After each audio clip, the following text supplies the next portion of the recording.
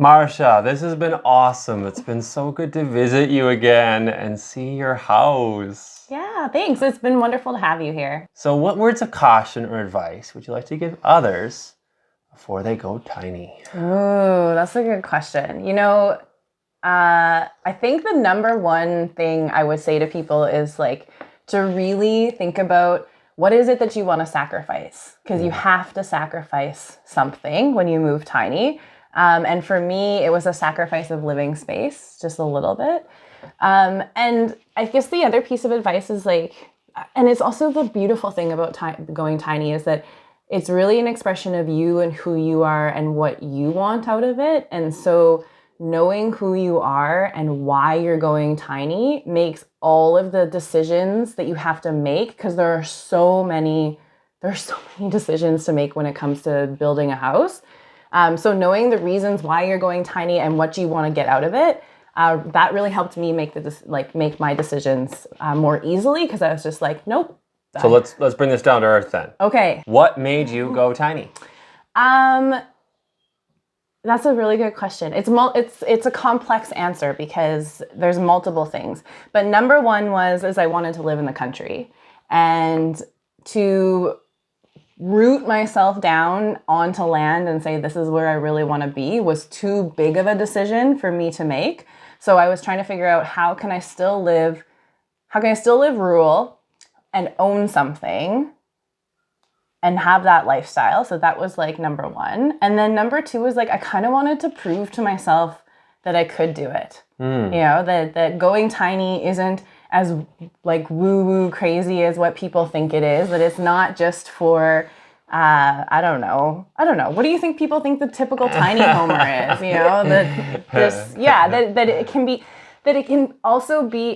You can live luxuriously in a small space. So when I was making decisions about design, like I bought a really nice faucet for my kitchen because I only need one faucet, right? And it's still beautiful. In my bathroom, I also have like really beautiful, like that open channel faucet. I made those decisions like style-wise to make it feel beautiful and luxurious on a small scale. And then I think the other thing is that it's what all permaculturists dream of. We all want to like live closer to nature, live in a smaller space, and live closer to you live closer to nature, right? So what's the prime directive of permaculture? Get your house and your garden in order to feed and shelter you. Exactly. So how do I do that as one woman with one dog? Tiny house, right? So easy. That was an easier decision. Yeah. And for those who are unfamiliar with this term permaculture, this show has been all about tiny homes, but it's actually a huge part of what we're doing, and actually a part of Marsha's and my story. So I started my career as a teacher and then got into permaculture and then tiny homes. And I met Marsha actually on that permaculture section of that journey. We met in Australia, of all places. Two people from Alberta meeting in Australia to do an internship in permaculture. That's so interesting that our cross path there. And then we kept working together. Coming back here to Alberta, we both got into kind of roles of education and facilitation and pushing for edible landscapes and communities to kind of come together. Yeah. And I was doing edible landscape designs and teaching permaculture courses at the time. Yeah. And you were running programs. And so it was, let's pull it out. It's right here. Pull it out because it's so exciting. It surprised me when I saw it when I first came in. So this is one of the early designs that I did for an edible schoolyard. So this is at Ermineskin School. Talk a little about it, because I think there's a story here. Yeah, so I think what's interesting about you and I is I feel like we're always running parallel to one another. Like I also came from education and was in the education system and going, okay, but we're not actually teaching people the things they need to know to live on this earth and to live happily and well and to thrive and to flourish. So anyway, fast forward to 2017, and I'm teaching in Maskwacis, and I'm working in an adult education program. And the adult education program is all about who are you, where do you want to go, and how do I help you get there? It's called Change It Up. It's an amazing transformative program. And one day I was in class with my students and we were talking about gardens, and they were like, well, hang on a second, I want to grow a garden. And I'm like, okay, I can teach you how to grow a garden. And then there were some garden boxes in the back of the school. So we went out there and planted them. And they were like, well, hang on a second. We want to do more. And I was like, well, do you know about permaculture? They're like, permaculture? What's that? And I was like, well, I'll have you know, it's in traditional Indigenous knowledge rooted in how people, pre-industrial and Indigenous communities have lived for millennia.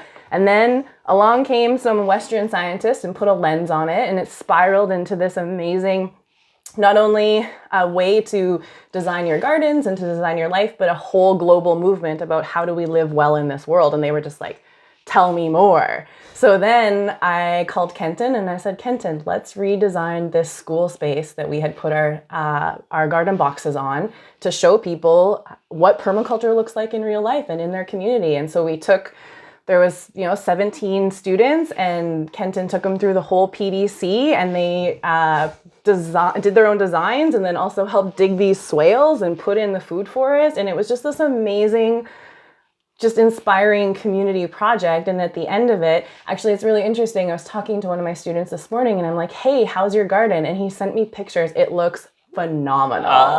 Yeah, so lots of them have spiraled off to have their own gardens in their backyard. The best feedback of all is action, right? Exactly. Yeah. So amazing. Getting our homes and gardens in order, our communities in order. And so it was truly a phenomenal project because it was community orientated, it was individually orientated, and it was about building edible landscapes and homes. Yeah. And that's interesting because that brings us almost to like the next saga of like, okay, so, I was living in my tiny house. I was teaching my tiny house workshops. Yeah. And then I you and I ran into each other a couple times and you're going, I think I'm going tiny.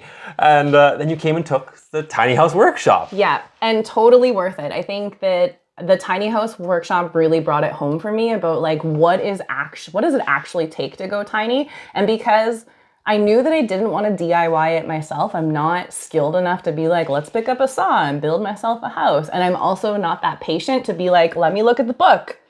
Okay, this is how I put a floor in. Like, no, I wasn't going to do that. But your course helps me understand everything that I needed to know about the design so that when I hired somebody to build my house, I went in feeling really knowledgeable and I didn't feel like I could have the wool pulled over my eyes in a lot of ways. I was just like, no, this is my design. This is what I want. This is how you're going to build it.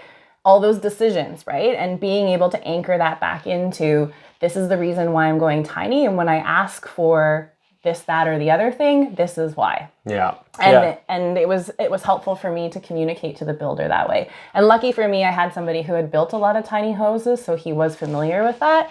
And then was also a beautiful artist. So he put a lot of like beautiful finishing touches in the house for me as well. So it took me about 8 months to decide on the design. And it probably took me about 7 different designs before I actually landed on this one being the one. And in the old farmhouse I was living in, I actually taped out the size of the tiny house in the living room, dining room, and then pushed all the furniture and all the things into it to actually get a feel for it. And then the other thing I started doing was like just observing my behavior. Number 1 of permaculture, observe and interact. How do I actually use my space? What spaces do I use the most? And that helped me understand what I could sacrifice on. So I knew I couldn't sacrifice on the kitchen. I couldn't sacrifice on this table. I could sacrifice in the living room a little bit. I was really lucky that my original design was 22 feet and there just so happened to be a trailer that was 24, and I'm really happy I had the 24 because then I got the bathtub, but then also got the rest of the space that I kind of needed. So yeah, it's an amazing process of just thinking and designing. And I think that was my favorite part too, was the designing piece, being like, well, what about, what if I put, I don't know. I don't even know what some of my craziest design stuff was other than deciding to put it on a trailer. Because there was a time when I thought about maybe do I just want to put it on skids instead of putting it on a trailer. It is a big decision to make. Yeah. There's many big decisions. Yeah. That was really exciting for seeing you go through that and seeing where you are now. So congratulations. Thank you. You did, and you and your builder did a phenomenal job together. Thanks. Yeah, I'm really proud of it. Thanks for letting the audience see inside your life and see inside this house and get some bits of advice from you as well. Guys, if you enjoyed this episode, be sure to like and subscribe. We got more tours coming. If you're interested in taking the same workshop that Marsha did, it's at atinyhouseworkshop.com. I'll put the link information down below. Also some more links on Marsha's endeavors. Look down below to find them out. And if you want to win the house that we're building as a part of the show, this is a distraction, really. We're taking a break from the build and we're visiting some of the people with tiny homes. So if you are interested in winning a tiny house, make sure to like and subscribe. The contest form on the website, thetinyhousemasterplan.com. Good luck, everybody. Thanks again, Marsha. It was so good to see you. It's good to see you too, Kenton. Thanks for being here. Pleasure. Done. Done. Cheers. Woo-hoo. Yay.